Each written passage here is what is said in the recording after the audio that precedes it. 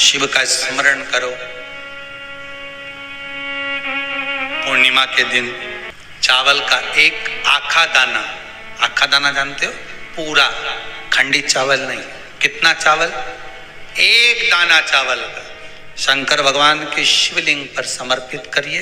एक बेलपत्र जिसका डंडी का मुख अपनी ओर हो, जहां से चावल चढ़ाया है, उस चावल के ऊपर अपनी कामना कर कर रख दीजिए और चंद्रमौली भगवान का स्मरण करिए। कौन से भगवान? शंकर भगवान का सर्वश्रेष्ठ सुंदर नाम है चंद्रमौली। चंद्रमौली भगवान का स्मरण करिए, अपनी कामना कर कर बेलपत्र समर्पित कर कर शिव जी पर एक लोटा पानी, एक जल पात्र समर्पित करो, कलश से जल चढ़ा दीजिए, नैनों में वो जल लगाकर अपनी कामना कर कर वापिस घर को आइए। अगली पूर्णिमा आएगी, जो कामना करी है मेरा चंद्रमौली भोलेनाथ उसे पूर्ण कर ही देगा। आप सभी को सुंदर पूर्णिमा की बहुत बहुत बधाई हो। बाबा विश्वनाथ की कृपा आप पर सदा बनी रहे।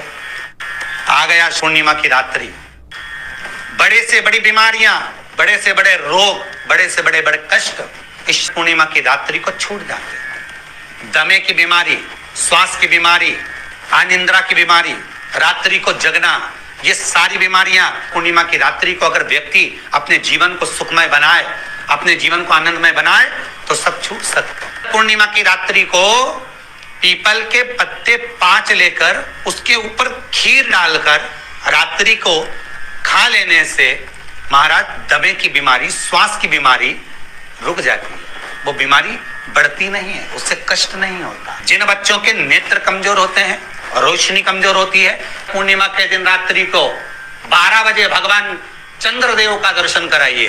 5 से 7 मिनट तक नयन मिलाए चंद्रदेव के साथ और बाद में एक पीपल के पत्ते पर खीर जो चंद्र के नीचे रखी हुई है उसी खीर को चटा दीजिए। फिर चंद्र का दर्शन कराओ, फिर खीर को चटा दीजिए। महाराज नयन की ज्योति बढ़ती है, नींद नहीं आती तो निंद्रा देवी प्रवेश करती है, निंद्रा अच्छी आती है, आनंदित होता है।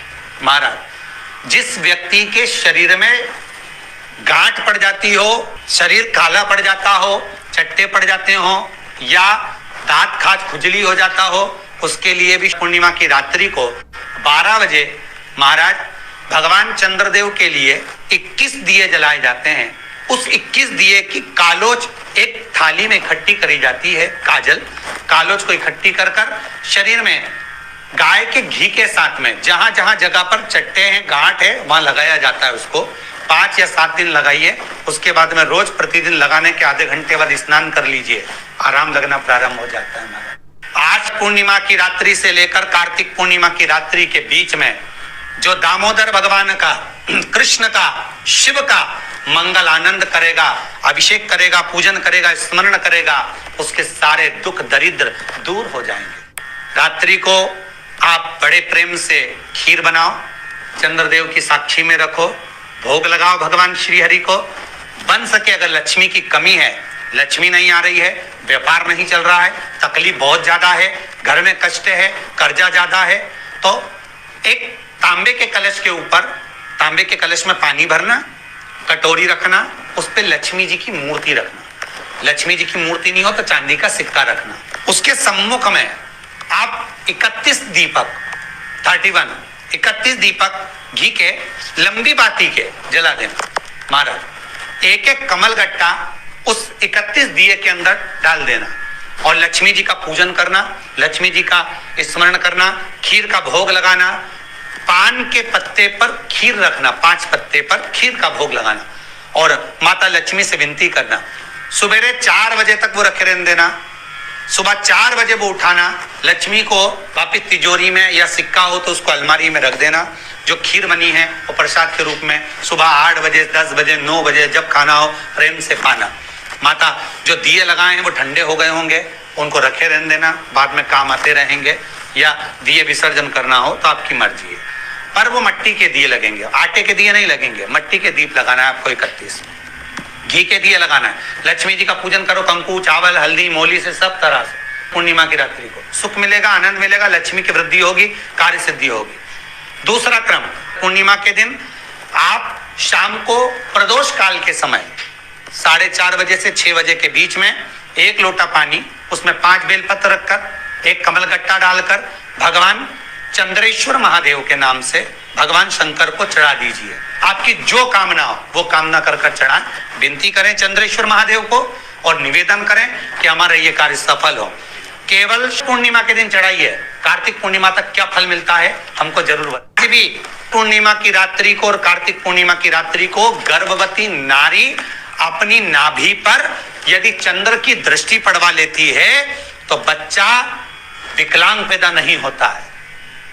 गर्भ से जो बालक होगा श्रेष्ठ होगा, विद्वान होगा, चतुर होगा, पढ़ने में होशियार होगा, क्योंकि ये चंद्र की किरणें जब समुद्र में उछाल ला सकती हैं तो आपके जीवन में भी तरक्की ला सकती है, उछाल ला सकती है। पूर्णिमा के दिन अगर आप शंकर भगवान को 1 लोटा पानी अगर शिव को समर्पित कर रहे हो, श्वेत पुष्प को रखकर शंकर जी के ऊपर सफेद फूल को चढ़ाकर अगर 1 लोटा जल भी, एक पात्र जल भी शंकर को समर्पित कर रहे हो तो ये लक्ष्मी के लिए ही तो कर रहे हो। और कौन सी लक्ष्मी? पूर्ण लक्ष्मी। पूर्ण लक्ष्मी पार्वती के यहाँ जब पहुंची, माता पार्वती जी ने लक्ष्मी जी को देखा और सरस्वती को देखा तो पूछा कि बात क्या है, क्या हो गया ऐसा, क्या हुआ, क्या है ऐसा जो तुम दोनों आज मेरे पास में आई? क्या हुआ? पार्वती जी कुछ बोलती, शिव जी का ध्यान माता सरस्वती की ओर और लक्ष्मी की ओर गया और भगवान शंकर जान गए कि आज भगवान नारायण ने लक्ष्मी जी को अपूर्ण कहा है। अब देखिए माता पार्वती क्या कर सकती है, इसको पूर्ण बनाने के लिए करेगी क्या? क्या हुआ? माता सरस्वती जी बोली लक्ष्मी को अपूर्ण कर दिया। अपूर्ण कर दिया? हाँ, तो क्या सोचना उसके लिए, इसको मैं अभी पूर्ण बना देती हूँ। माता जगत जननी पार्वती ने गोदी में विराजमान गणेश जी को उठाया और उठाकर लक्ष्मी जी की गोद में दे दिया। ले लक्ष्मी, आज से तू पूर्ण हो गई। लक्ष्मी, आज से तू पूर्ण है।